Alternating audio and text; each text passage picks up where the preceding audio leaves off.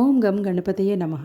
సాక్షాత్ ఆ పరమేశ్వరుడు కొలువైయున్న గుంటూరు జిల్లాలోని కోటప్పకొండ గురించి కొన్ని విశేషాలు తెలుసుకుందాం. త్రికూటాది శ్రీ త్రికోటేశ్వర స్వామి ఆలయం కోటప్పకొండ. కాకులు దూరని కారడవి అనే పదం మీరు వినే ఉంటారు. కానీ కాకులు వాలని కొండ గురించి ఎప్పుడన్నా విని ఉన్నారా? అవును, ఈ కొండపై కాకులు వాలవు. సాధారణంగా కొండ ప్రాంతాలపై ప్రతి చెట్టుపై కాకులు కనిపిస్తాయి. కానీ గుంటూరు జిల్లా నరసరావుపేటకు సమీపంలో ఉన్న కోటప్పకొండపై మాత్రం కాకులు వాలవు. దీనికి కారణం కాకులకు ఉన్నటువంటి శాపం అని ఆ స్థానికుల అభిప్రాయం. అసలు ఈ కొండపై కాకులు వాలకపోవడానికి కారణం ఏమిటి? ఈ ప్రశ్నకు సమాధానం తెలియాలంటే ముందుగా కోటప్పకొండ చరిత్ర గురించి తెలుసుకోవాలి. స్థల పురాణం ప్రకారం కోటప్పకొండను త్రికోటేశ్వరాలయం, త్రికూటాద్రి అని కూడా పిలుస్తారు. ఇక్కడ ఏ దిశలో చూసినా రుద్ర శిఖరం, బ్రహ్మ శిఖరం, విష్ణు శిఖరం అనే 3 శిఖరాలు దర్శనమిస్తాయి. అందుకే దీనిని త్రికూటాద్రి అని పిలుస్తారు. కోటప్పకొండ గొప్ప శైవక్షేత్రంగా కీర్తి పొందింది. మహాశివరాత్రికి ఘనంగా అభిషేకాలు, పూజలు జరుగుతాయి. ఇక్కడికి చుట్టుపక్కల గ్రామాల నుండి అనేక విద్యుత్ ప్రభలు వస్తాయి. కొండపై చతుర్ముఖ బ్రహ్మ ఆకృతి భక్తులను విశేషంగా ఆకర్షిస్తుంది. ఈ ప్రధాన మండపంలో స్వామికి ఎదురుగా నందీశ్వరుడు, ఒక పక్క వినాయకుడు, మరొక ప్రక్క కుమారస్వామి, మధ్యలో మోద దక్షిణామూర్తి అయిన శివుణ్ణి ఆరాధిస్తూ సేవిస్తూ ఉన్న ఋషి పొంగవులు దర్శనం ఇస్తారు. ఎడమ ప్రక్క పద్మాసనం మీద ఉన్న ధ్యాన శివుడి విగ్రహం గల ధ్యాన మందిరం ఉంది. యాగశాల, నవగ్రహ మండపం కూడా ఉన్నవి. దక్షయజ్ఞము వల్ల సతీదేవి వియోగం తర్వాత పరమశివుడు పిచ్చివాడై ముల్లోకాలు తిరుగుతుండగా ఆ శివుణ్ణి ఆకర్షించి ఆశ్రయమిచ్చి బాల దక్షిణామూర్తి రూపంలో 12 సంవత్సరాలు ధ్యాన నిమగ్నుణ్ణి గావించిన స్థలమే ఈ త్రికోటేశ్వరాలయం. ఈ క్షేత్రం మీద శివుడు తపస్సు చేస్తుండగా ఆనందవల్లి అనే గొల్లభామ పాలు తేనెలతో సేవించుచుండెను.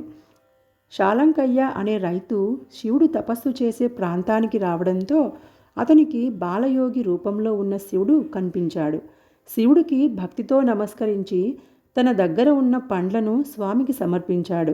ఒకసారి గొల్లభామ శివుణ్ణి సేవించడానికి పాలను తీసుకువెళ్తూ అలుపు వల్ల తట్టను, పాలకుండలను ఒక గట్టు మీద ఉంచి సమీపంలో ఉన్న చెట్టు పూలను కోస్తూ ఉండగా ఒక కాకి వచ్చి పాలకుండలపై వ్రాలి పాలను ఒలకబోయడంతో అది చూసి గొల్లభామ కోపంతో ఈ ప్రాంతంలో కాకులు ఉండకూడదు అని శపించెను.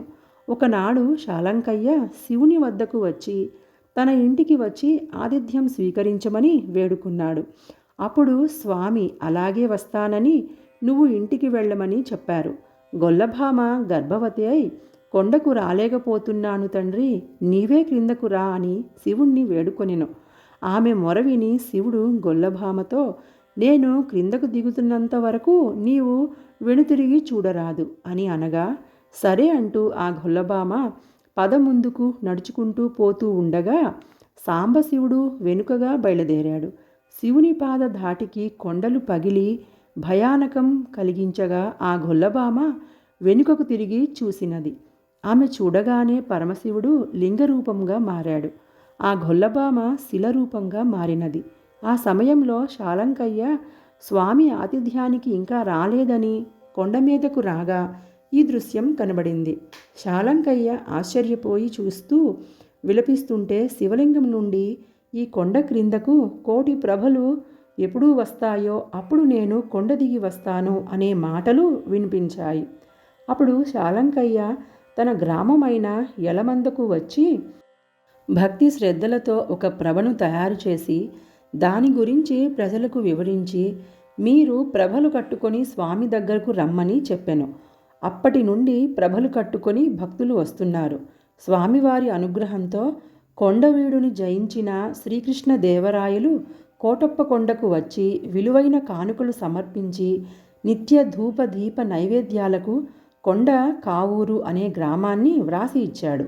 ఇక్కడ గొల్లభామ ఆనందవల్లికి ఆలయం ఉన్నది. ఈ ఆలయమును, స్వామివారి ఆలయమును శాలంకయ్య నిర్మించాడు.